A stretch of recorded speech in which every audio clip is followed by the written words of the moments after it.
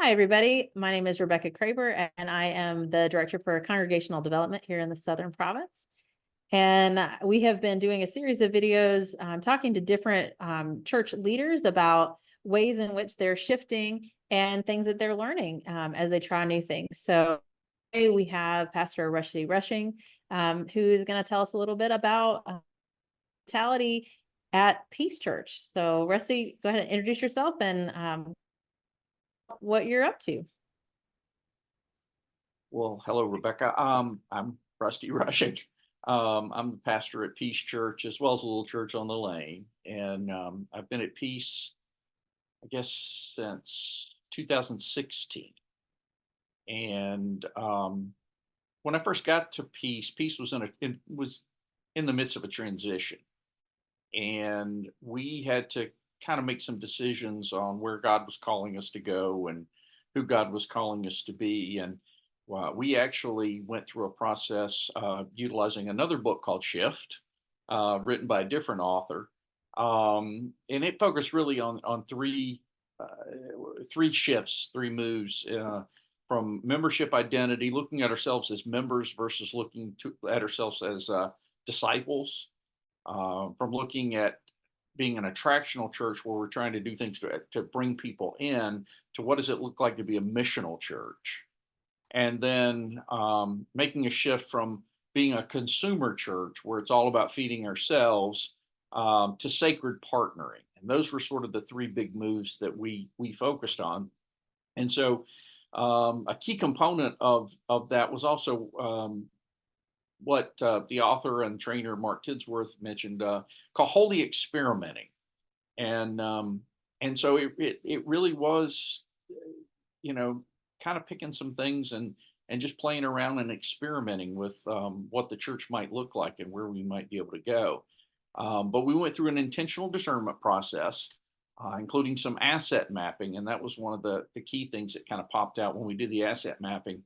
I found that we had this whole healthcare community, if you will, amongst the congregation, and 4 nurses, physical therapists, 2 hospice volunteers, a VA hospital volunteer.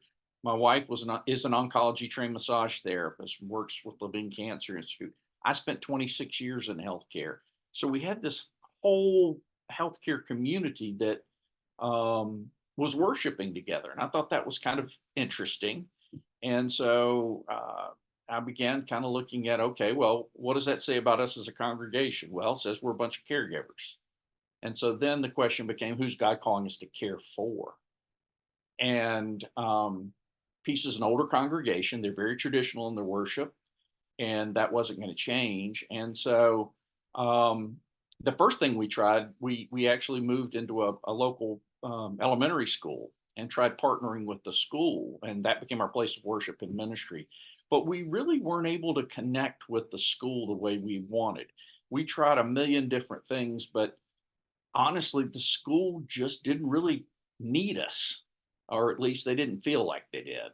And so, as I began to think about this healthcare community idea and who this congregation was, the Lord just sort of said, "Well, what if you partnered with a local retirement community, and that became your place of ministry and worship?"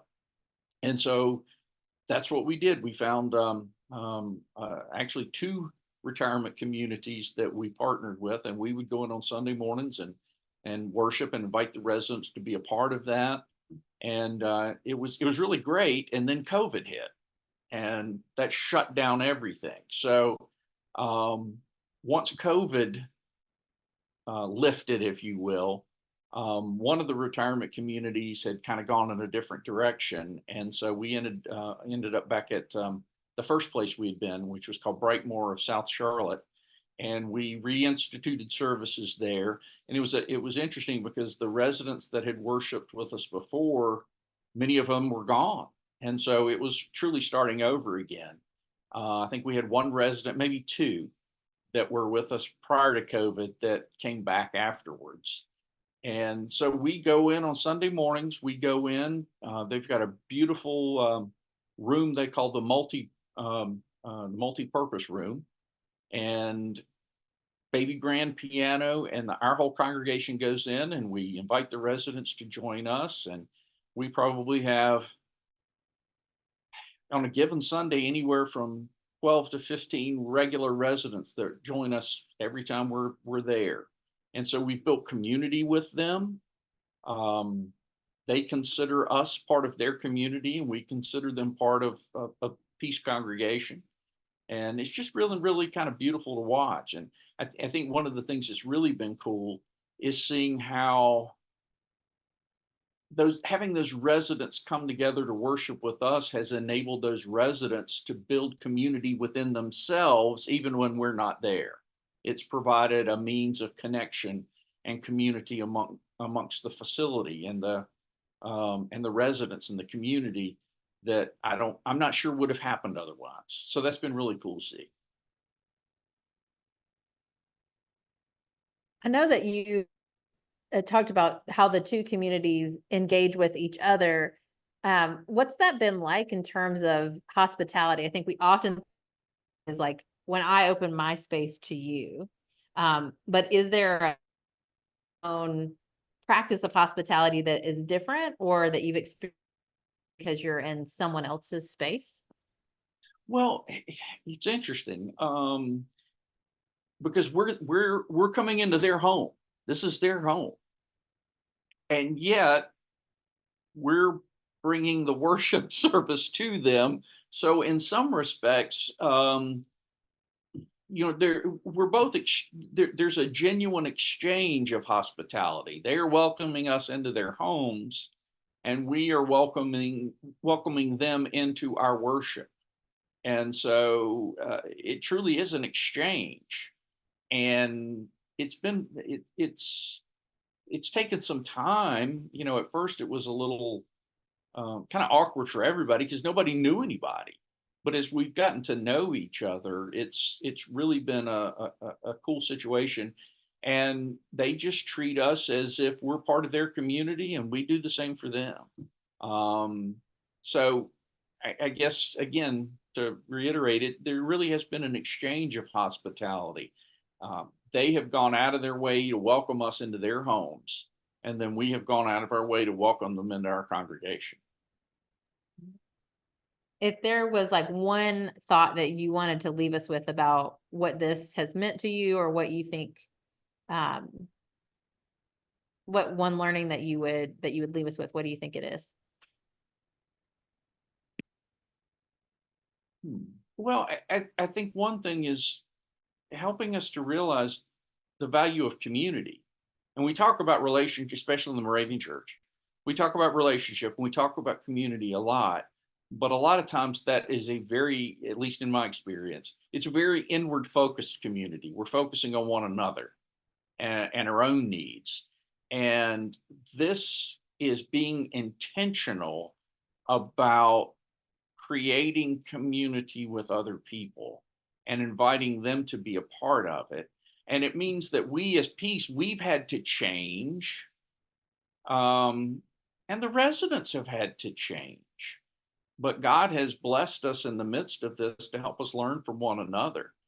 And, I asked some of the residents to kind of share with me some of their thoughts and, what the impact it's had on them. And one of the ladies that I spoke with, she says, having Peace Church worship here certainly has made a difference. For one thing, every holiday there's a card or gift or flower at the front desk with our name on it. These gifts are gifts of some of our, I'm trying to read. These gifts are some of the only gifts some of our residents receive. Our other friends notice these gifts and comment on what a nice thing for a church to do. And as a result, several have even started coming to the services. So we go out of way to, every month we have a card or a gift or something that goes to them. For example, Mother's Day, they all got flowers and cards. And so it touches them because, again, a lot of them are lonely. I think that's a thing that we forget about, not just in retirement communities, but across the board, we have a loneliness epidemic, as the Surgeon General has said, and being able to bring a little bit of joy and let people know they're not forgotten, that makes a huge, huge difference. So again, I guess the one thing I would say is it's opening our eyes to what the church can be and perhaps should be, and realizing that it's again not all about us. It's about taking the gospel to the people that need it and providing care and restoration and reconciliation and hope to others. So Great. Well, thank you so much for sharing us a bit of that story. And we'll certainly be looking for more stories about what you're learning in the context that you're serving in. So thank you so much for sharing that. thank you.